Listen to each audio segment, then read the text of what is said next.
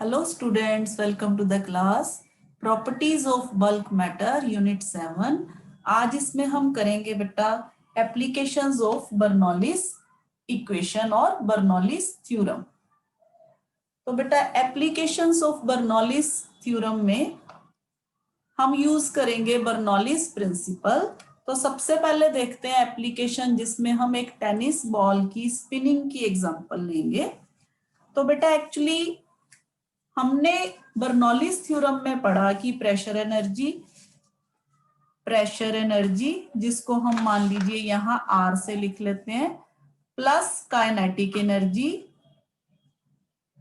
Plus potential energy, ये क्या रहते हैं किसी सिस्टम में जब लिक्विड फ्लो करता है किसी पाइप में, तो ये सबका सम जो होता है वो कांस्टेंट रहता है।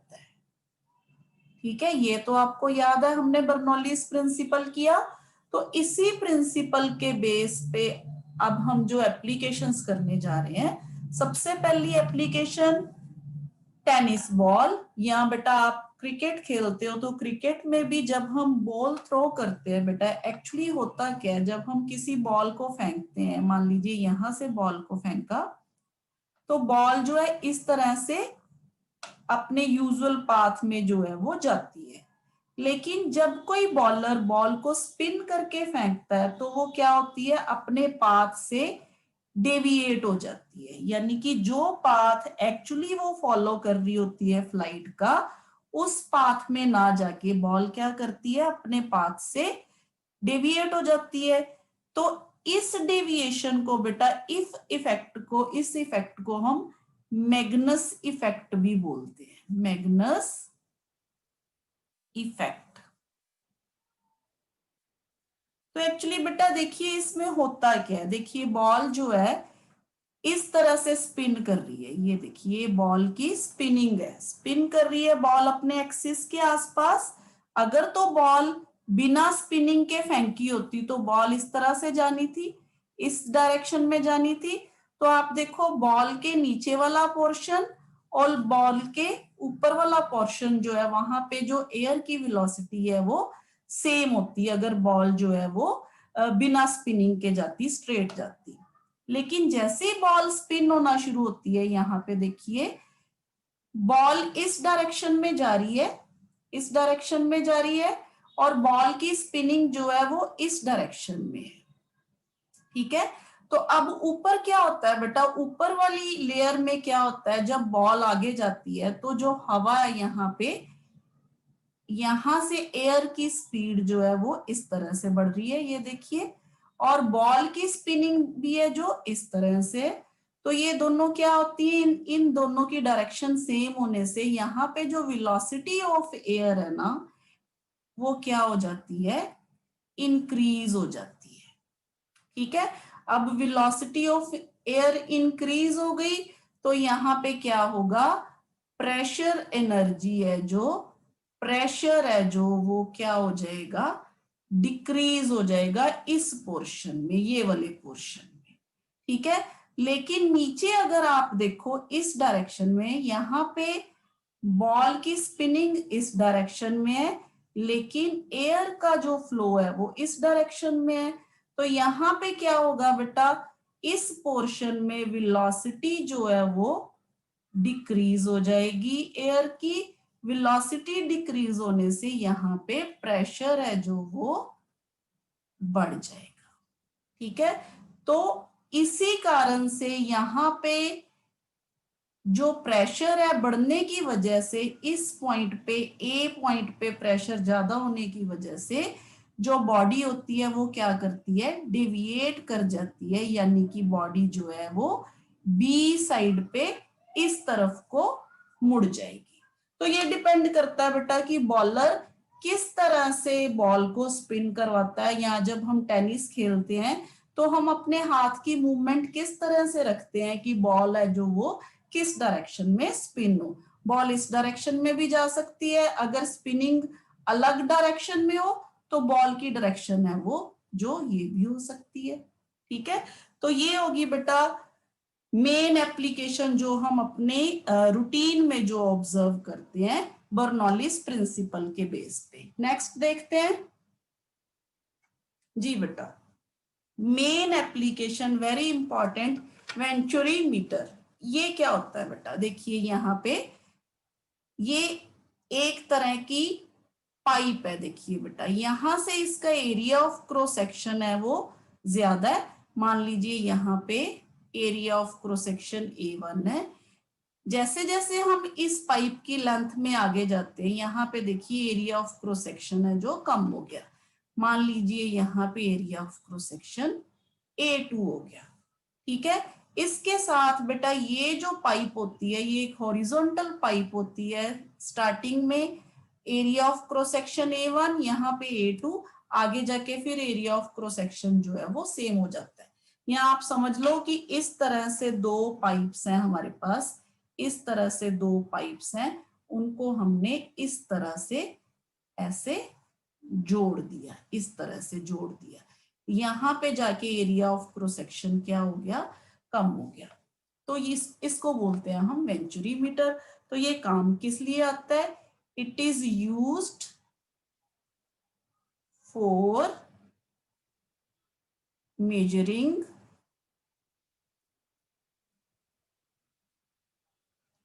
The speed of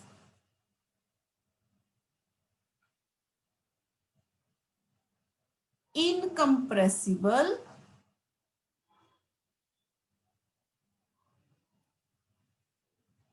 liquid and rate of flow of liquid through the pipes या through pipes। अगर बेटा हमें यहाँ पे मान लीजिए हमने रेट ऑफ फ्लो पता करना है पाइप में, अगर हम कोई ऐसा फॉर्मूला डिराइव कर लें जिसमें सिर्फ एक वैल्यू पुट करें और हमें पता चल जाए कि रेट ऑफ फ्लो है जो वो क्या है इसका पाइप का, तो अगर हम वो फॉर्मूला डिराइव कर ले तो ये जो इजी हो जाएगा। तो यहाँ पे हमने बेसिकली क्या करना है, हमने वही वाला फॉर्मूला जो है वो डिराइव करना है। तो बेटा हमें पता है हमने इक्वेशन ऑफ कॉन्टिन्यूटी की हुई है ना। इक्वेशन ऑफ कॉन्टिन्यूटी में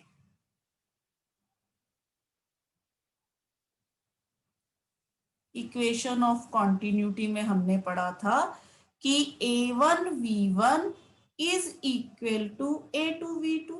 तो ये चीज यहाँ पे भी अप्लाई होती है, A1V1 is equal to A2V2, क्योंकि हमारे पास यहाँ पे भी जो एरिया है बेटा, इस केस में एरिया A1 है, इस केस में एरिया V2 है।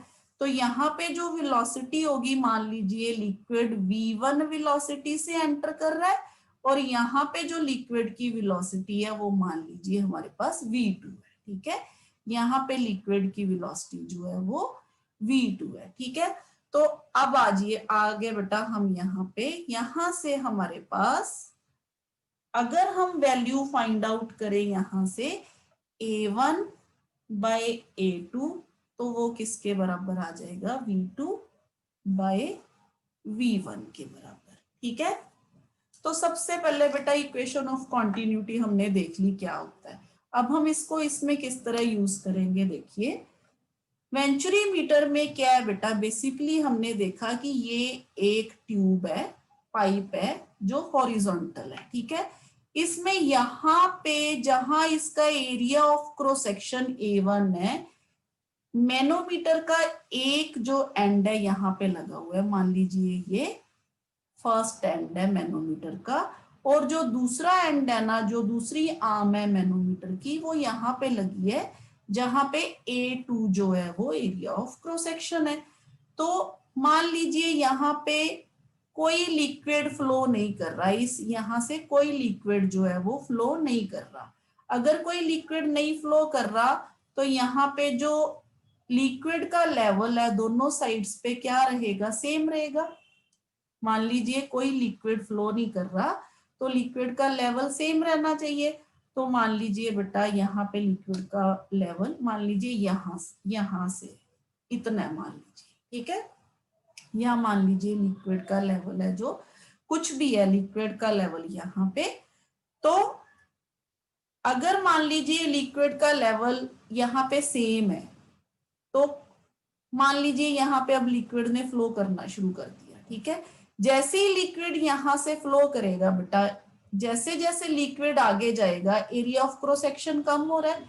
एरिया ऑफ क्रॉस सेक्शन कम होने की वजह से यहाँ पे क्या होगा बेटा, प्रेशर है, यहाँ वेलोसिटी है जो वो इंक्रीज हो जाएगी, और वेलोसिटी इंक्रीज होने की वजह से यहाँ प्रेशर है जो वो कम हो जाएगा। कहाँ पे, ये A2 area of cross section पे।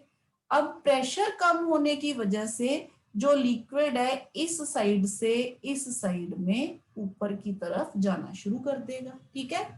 तो मान लीजिए लिक्विड जो है पहले इस लेवल पे था, अब यहाँ से वो इतनी हाइट जो है वो ऊपर चला गया, जैसे जैसे यहाँ पे बेटा लिक्विड ने फ्लो करना शुरू किया, ठीक है। पहले मान लीजिए बेटा, इसको आप मान लीजिए यहां से इस तरह से, अगर यहाँ पे मान लीजिए वेलोसिटी लिक्विड की जो स्पीड है मान लीजिए पहले v1 है, ठीक है। मान लीजिए v1 है, तो मान लीजिए यहाँ पे लिक्विड जो है h हाइट तक ऊपर चला गया यहाँ पे, ठीक है। मान लीजिए हमने वेलोसिटी v2 कर दी, अब v2 है जो मान लीजिए v1 से ज्यादा है, तो हम क्या देखेंगे कि जो हाइट है ना वो भी बढ़ना शुरू हो जाएगी, यानी कि हाइट भी क्या होना शुरू हो जाएगी, इंक्रीज होना शुरू हो जाएगी, अगर यहाँ से पानी का फ्लो है जो हम बढ़ा देंगे। क्यों, क्योंकि जब हम पानी का जो स्पीड है बढ़ा देंगे, यहाँ पे जो पानी की स्पीड है और ज्यादा तेज हो जाएगी, ठीक है, और यहाँ पे प्रेशर जो है वो और ज्यादा कम हो जाएगा। प्रेशर और ज्यादा कम होएगा तो यहाँ पे लेवल जो है वो और ज्यादा राइज करना शुरू कर देगा लिक्विड का, ठीक है। ये इसका प्रिंसिपल है। तो अब हमने बेसिकली क्या करना है बेटा, बेसिकली हमने ये वाली वेलोसिटी अगर हमें पता चल जाए, स्पीड पता चल जाए, ठीक है, और ये वाली अगर हाइट हमें पता चल जाए कि कितना हाइट जो है वो राइज कर गया लिक्विड, तो हमें पता चल जाएगा कि फ्लो जो है वो लिक्विड का किस हिसाब से है। तो उसके लिए बेटा हम जो फॉर्मूला डिराइव करेंगे वो देखिए किस तरह से है। हमें पता है बेटा बर्नौलीज इक्वेशन में, अगर हम यहाँ पे बर्नौलीज इक्वेशन लगाते हैं तो वो इस तरह से लगेगी 1/2 P + 1/2 रो V1 स्क्वायर, ठीक है। यहाँ पे ये वाला फॉर्मूला हम इसीलिए लगा रहे हैं बेटा क्योंकि हमारे पास यहाँ पे हाइट जो है दोनों एंड्स पे सेम है। जब हाइट दोनों एंड्स पे सेम होती है तो हमें पता है डिफरेंस ऑफ हाइट जो होता है, डिफरेंस इन हाइट जो होता है वो 0 हो जाता है। तो जब डिफरेंस इन हाइट 0 होता है तो बेटा हम कौन सा फॉर्मूला यूज करते हैं, बर्नौलीज इक्वेशन का ये वाला फॉर्मूला यूज करते हैं, ठीक है। तो यहाँ पे प्रेशर एनर्जी और काइनेटिक एनर्जी लेंगे, पोटेंशियल एनर्जी H0 होने की वजह से 0 हो जाएगी, ठीक है। तो अब यहां से हमारे पास जो फॉर्मूला आ गया P1 - P2 is equal to 1/2 rho V2 square minus V1 square. इसको अरेंज कर लिया बेटा हमने। P1 प्रेशर इस साइड पे ज्यादा है क्योंकि लिक्विड जो है इस साइड से इस साइड पे जा रहा है, तो इसलिए प्रेशर जो है वो इस साइड पे ज्यादा है, ए साइड पे प्रेशर ज्यादा है, ठीक है। तो इसलिए हमारे पास ये इक्वेशन आ गई P1 - P2 is equal to half V2 square minus V1 square. इसको और अरेंज कर लेते हैं हम। ये आ गई बेटा 1/2 रो, अगर हम यहाँ से V1 स्क्वायर कॉमन निकाल लें तो अंदर हमारे पास V2 square by V1 square -1 रह जाएगा, ठीक है। ये बेसिकली हमने क्यों ये किया, क्योंकि हम V1 फाइंड आउट करना चाहते हैं। तो V1 फाइंड आउट करने के लिए हमने यहाँ से शुरू कर दिया अपना काम कि V1 कैसे निकालें। ठीक है, तो यहाँ पे बेटा हमारे पास इक्वेशन बन गई। ये इक्वेशन को हम इस तरह भी लिख लेंगे, हाफ रो V1 स्क्वायर। अब देखिए V1 बाय V2, यहाँ पे हमारे पास V2 by V1 is equal to A1 by A2 है। यहां से अगर आप देखो ये इक्वेशन जो है, अगर हम इस इक्वेशन को यहाँ पे पुट कर दें तो हमारे पास यहाँ इक्वेशन बन जाएगी A1 square by A2 square -1। ठीक है, यहाँ पे कोई फर्क तो नहीं ना पड़ा। तो बेटा इस इक्वेशन को हम मान लीजिए चलो यहीं पे रहने देते हैं। अब हमें पता है बेटा, हमने कहा कि यहाँ पे H हाइट जो है वो लिक्विड की इंक्रीज हुई है। ठीक है, अगर H हाइट इंक्रीज होती है लिक्विड की तो हमें पता है वहां पे जो प्रेशर होता है वो कितना होता है, ρGH के बराबर होता है। ठीक है, तो बेटा अब हम यहाँ पे जो लिक्विड ले रहे हैं ना उसका जो डेंसिटी ले रहे हैं मान लीजिए वो ρm है, और यहाँ पे जो लिक्विड ले रहे हैं उसकी डेंसिटी मान लीजिए ρ है। तो जो लिक्विड यहाँ पे राइज करेगा इस मैनोमीटर में, उस केस में अगर हम यहाँ पे रो के साथ m भी लिख दे तो हमारे पास आ जाएगा ρmgh। यहाँ से प्रेशर का फॉर्मूला आ जाएगा ρmgh। ठीक है, तो ये क्या है हमारे पास, ये इन दोनों के प्रेशर में डिफरेंस है। ठीक है, यानी कि हमारे पास if H is the height difference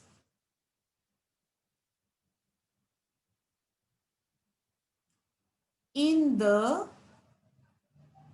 to arms, कौन कौन सी two arms, 1 and 2 of manometer, of the manometer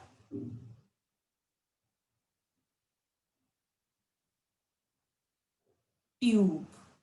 ठीक है, तो यहां से हमारे पास ये जो फॉर्मूला है ये किसके बराबर आ गया, इन दोनों के प्रेशर डिफरेंस के बराबर। Then P1 minus P2 is equal to ρmgh। ठीक है, यहाँ पे ρmgh के बराबर आ गया। अब यही वाला जो फॉर्मूला है हम इसकी जगह पे लगा देते हैं। ठीक है, तो यहाँ पे हमारे पास इक्वेशन बन जाएगी ρmgh is equal to half rho V1 square A1 square by A2 square -1। ठीक है, अब हमने ये सारा जो फॉर्मूला है इसीलिए डिराइव किया क्योंकि हम यहाँ से V1 की वैल्यू फाइंड आउट कर सके। तो यहाँ से बेटा V1 की वैल्यू है जो वो V1 इज इक्वल टू हमारे पास आ गया बेटा 2 times ρmgh divided by rho into ये जो इक्वेशन है इसको हम यहाँ पे A1 square by A2 square -1, ये इक्वेशन है जो इस तरफ जाके -1 हो जाएगी। ठीक है, और यहाँ पे हमारे पास आ गया ये। ठीक है, अगर हम कहें कि इस सारी की जो वैल्यू है, अगर हम यहां से V1 की वैल्यू है जो हमने निकाल ली, अब हमें पता है volume of the liquid,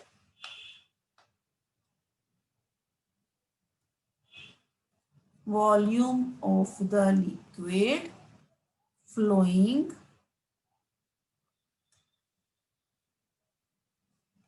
out per second अगर हम वो निकालना चाहें तो वो किसके बराबर होगा, पता है हमें, v is equal to a1 v1 के बराबर। ठीक है, यहाँ पे ये v1 फॉर वेलोसिटी, इसको अगर हम वॉल्यूम ही लिख लें। ठीक है, तो यहाँ पे हमारे पास इक्वेशन बन गई बेटा इस चीज के लिए, a1 एज इट इज हमने लगा दिया। यहां से हमारे पास अगर हम इस इक्वेशन को यहाँ पे मल्टीप्लाई कर दें इस इक्वेशन को, तो हमारे पास आ जाएगा बेटा volume of the liquid flowing per second. ठीक है, तो यहाँ पे बेटा अब हमें सारी चीजें देखिए, रो एम कांस्टेंट, रो भी कांस्टेंट, जी भी constant, area of cross section भी कांस्टेंट, तो हमें सिर्फ क्या करना है, हाइट पुट करनी है यहाँ पे कि हाइट कितनी है। अगर हम इस फॉर्मूला में ये वाली हाइट जो जितना लिक्विड ऊपर राइज किया, ये वाली हाइट अगर हम इस फॉर्मूला में पुट कर दें तो हमारे पास rate of flow of liquid है जो वो आ जाएगा, बस इतनी सी बात है। तो हमने यहां से ये फॉर्मूला डिराइव किया, ये है वेंचुरी मीटर का फायदा बेटा। तो ये हो गया जो कि बर्नौलीज प्रिंसिपल पे ही जो वर्क करता है, वेंचुरी मीटर है, ये उसकी एक खास एप्लीकेशन है। ठीक है, नेक्स्ट देखते हैं बेटा, नेक्स्ट कौन सी एग्जांपल है।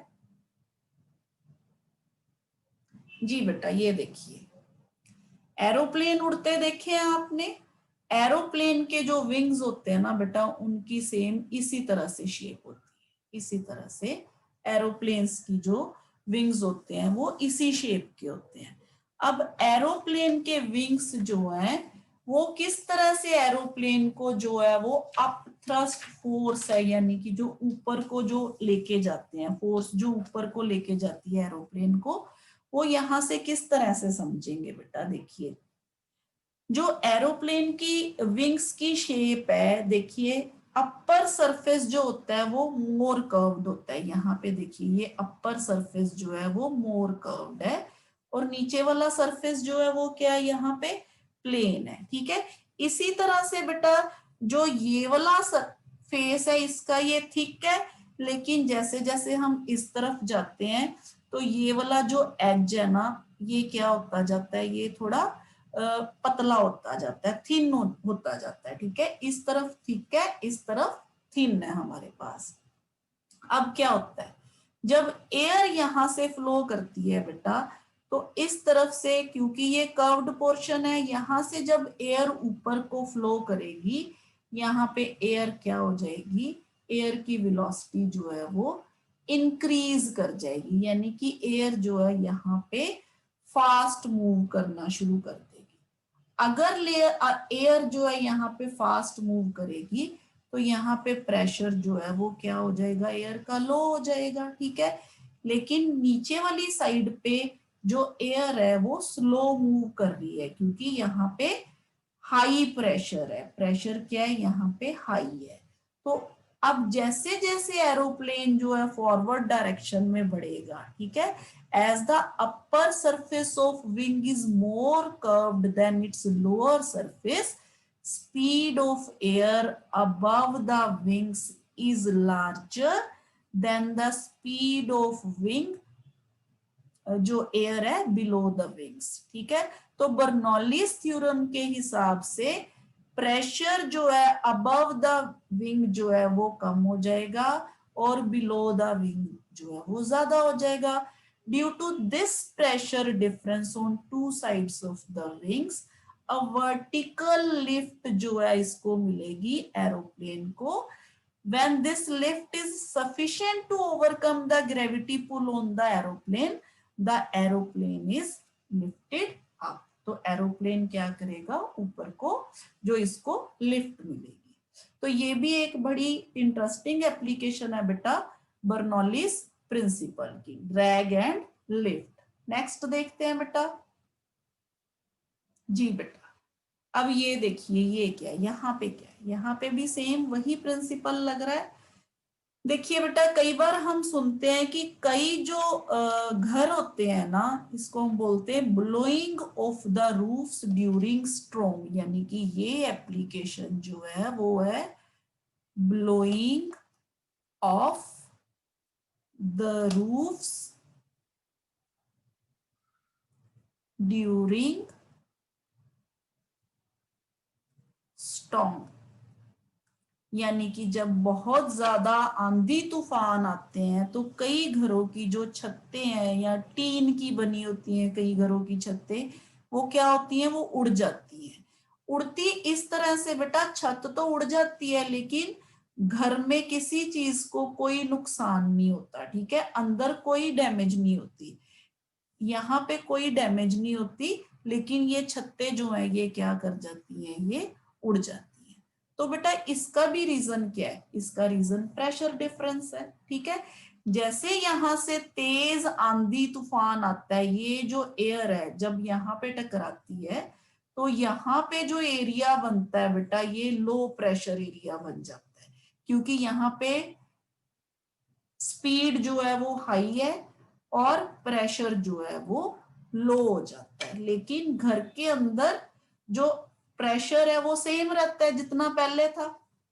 तो इस केस में क्या होता है, ये प्रेशर जो है घर के अंदर वाला प्रेशर जो है घर के बाहर वाले प्रेशर से क्या हो जाता है, ज्यादा हो जाता है। तो due to this pressure difference, यहाँ पे फिर again pressure difference, due to this pressure difference, यहाँ पे क्या होता है, ये जो प्रेशर है ऊपर की तरफ छत पे लगता है और ये जो रूफ्स होती हैं घर की, ये क्या करती हैं, उड़ जाती हैं।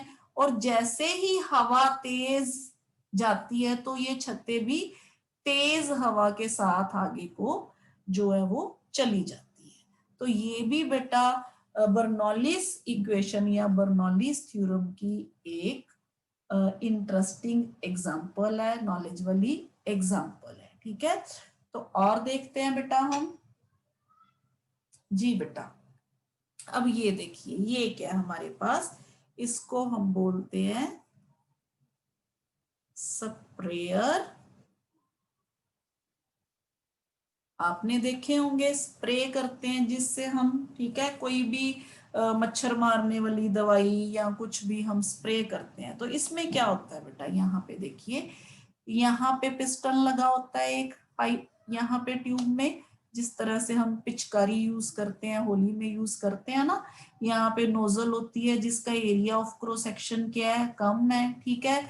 और ये जो सिस्टम है ये यहाँ पे एक टब में, जिसमें हमने स्प्रे करने के लिए जो भी मेडिसिन है या जो पेस्टिसाइड्स है या कुछ भी है यहाँ पे हमने डाला होता है। तो यहाँ से क्या होता है बेटा, जैसे ही हम यहाँ से पिस्टन को प्रेस करते हैं तो जो फास्ट मूविंग एयर है जो यहाँ से आगे को जाती है, फास्ट मूविंग एयर इस तरह से, जैसे ही वो एयर यहां से निकलती है इस पॉइंट से, तो यहाँ पे लो प्रेशर एरिया जो है वो बन जाता है, low pressure area.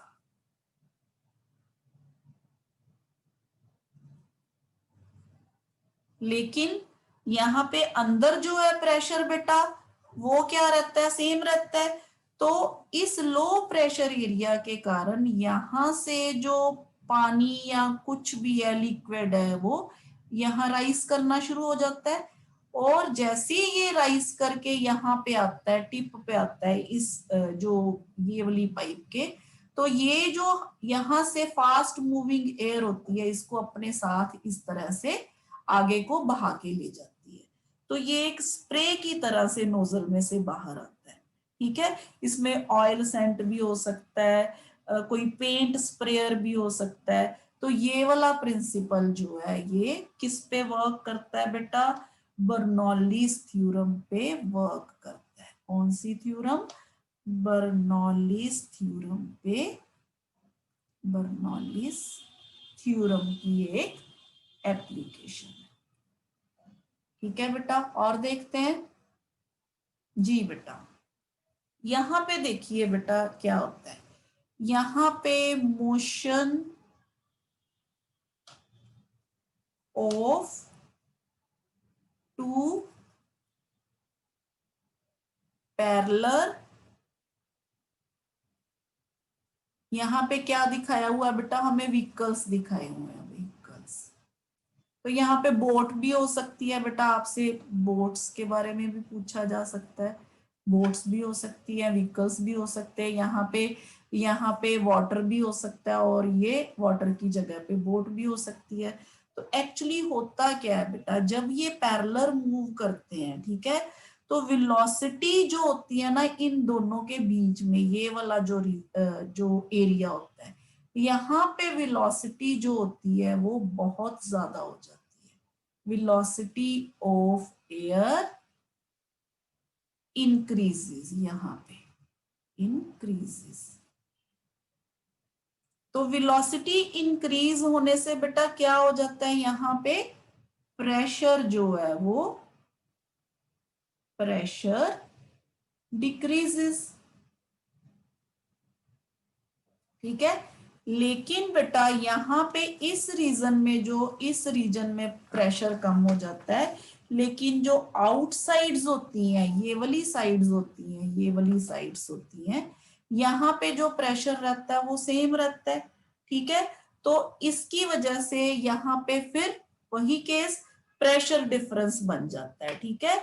As a result of it the vehicles come closer to each other and may even collide and be destroyed। तो ये बहुत खतरनाक एप्लीकेशन है बर्नौलीज प्रिंसिपल की, ठीक है।